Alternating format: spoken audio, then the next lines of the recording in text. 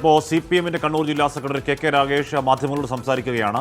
രവട ചന്ദ്രശേഖരൻ കൂത്തോറും മൂടിയപ്പോൾ തുടങ്ങിയ കാര്യങ്ങളാണ് തോന്നി ഇപ്പോൾ സംസാരിക്കുന്നത്. അദ്ദേഹത്തിന്റെ വാക്കുകളിൽ ബാധിച്ചിട്ടില്ല.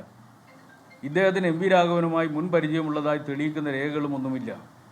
തെളിവുകൾ കാണിക്കുന്നത് DYSP ഹക്കീം ബത്തേരിയും ഡെപ്യൂട്ടി കലക്ടർ TT ആന്റണിയുമാണ് പ്രകടനക്കാർക്ക് നേരെ ലാത്തിചാർജിനും വെടിവെപ്പിനും ഉത്തരവാദികൾ എന്നാണ്. തെളിവുകൾ കാണിക്കുന്നത് ASPയുടെ നേതൃത്വത്തിലുള്ള പോലീസ് പാർട്ടിയല്ല ലാത്തിചാർജ് തുടക്കമിട്ടതെന്നും മറിച്ച് മന്ത്രിയുടെ എസ്കോർട്ടിലുള്ള DYSP ആണ് ലാത്തിചാർജ് തുടങ്ങിയതെന്നുമാണ്. എന്ന് പറഞ്ഞാൽ പത്മനാഭൻ നായർ കമ്മീഷൻ റിപ്പോർട്ടിൻ്റെ വിശദാംശങ്ങൾ പരിശോധിക്കുമ്പോൾ അതിൽ തന്നെ പറയുന്ന കാര്യം, അതായത് വിവിധ പോലീസ് സ്റ്റേഷനുകളിൽ നിന്ന് പറ്റാവുന്നവരെ ഹക്കീം ബത്തേരി തന്നെ റിക്രൂട്ട് ചെയ്ത് മന്ത്രിയുടെ കൂടെ ഒരു പ്രത്യേക സംഘത്തെ കൊണ്ടുവന്ന് ആ സംഘം അവിടെ എത്തിയ ഉടനെ തന്നെ ലാത്തിചാർജ് ആരംഭിക്കുക. അതിനെ തുടർന്നാണ് വെടിവെപ്പ് ഉണ്ടാകുന്നത്.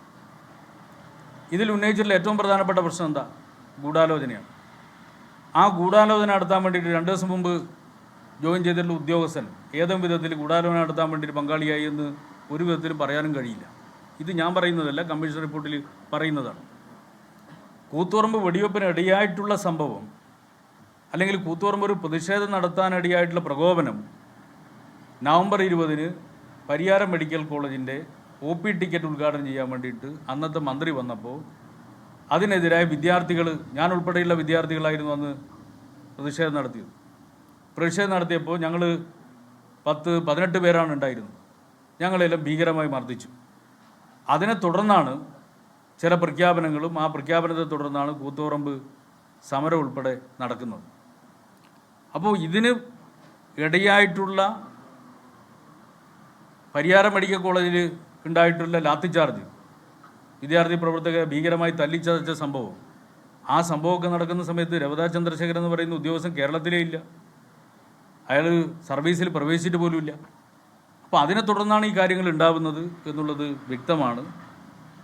പക്ഷേ ആ സ്ഥാനത്ത് സ്പോട്ടിലുണ്ടായിരുന്ന ഉദ്യോഗസ്ഥർ, അവരെ സംബന്ധിച്ച് പല ആക്ഷേപങ്ങളും വന്നിട്ടുണ്ട്. കെ രാഗേഷ് മാധ്യമങ്ങളോട് സംസാരിക്കുകയായിരുന്നു. കൂത്തുപറമ്പ് വെടിവെപ്പിൽ രവട ചന്ദ്രശേഖർ കുറ്റക്കാരനല്ല എന്ന് സ്ഥാപിക്കാനാണ് ഇപ്പോൾ ഇന്നലെ മുതൽ പാർട്ടി സംസ്ഥാന സെക്രട്ടറി MV ഗോവിന്ദൻ, ഇപ്പോൾ ജില്ലാ സെക്രട്ടറി കെ രാജേഷ് ശ്രമിക്കുന്നത്. അതായത് കോടതി ഉത്തരവൊക്കെ പറഞ്ഞാണ്. പക്ഷേ കൂത്തുപറമ്പ് വെടിവെപ്പിന് ഉത്തരവിട്ടത് രവട ചന്ദ്രശേഖരനാണെന്നും രവട ചന്ദ്രശേഖരനെതിരെ അക്കാലത്ത് CPM വലിയ വിമർശനങ്ങളും അന്ന് വിളിക്കപ്പെട്ട വലിയ മുദ്രാവാക്യങ്ങളൊക്കെ ഇപ്പോഴും ഏതൊക്കെയോ രീതിയിൽ, ഡിജിറ്റൽ രീതിയിലും അല്ലാതെയും ഒക്കെ പൊതുസമക്ഷമൊക്കെ കിടപ്പുണ്ട്. പോട്ടെ, ഇപ്പോൾ സർക്കാരിന് ചില നിസ്സഹായതകൾ അക്കാര്യത്തിലുണ്ടാവാം. ഒരു വെടിവെപ്പിന് ഉത്തരവിട്ടു എന്ന് പറഞ്ഞ എല്ലാ കാലവും പറഞ്ഞ ഒരാളെ ഒഴിവാക്കി നിർത്താൻ കഴിയാത്ത നിസ്സഹായത ഉണ്ടാകും. പക്ഷേ അത് കുറ്റക്കാരനല്ല എന്നൊക്കെ ഒരു പാർട്ടി പറയാമോ എന്ന് എനിക്കറിയില്ല. അത് CPM തീരുമാനം. ഓക്കെ.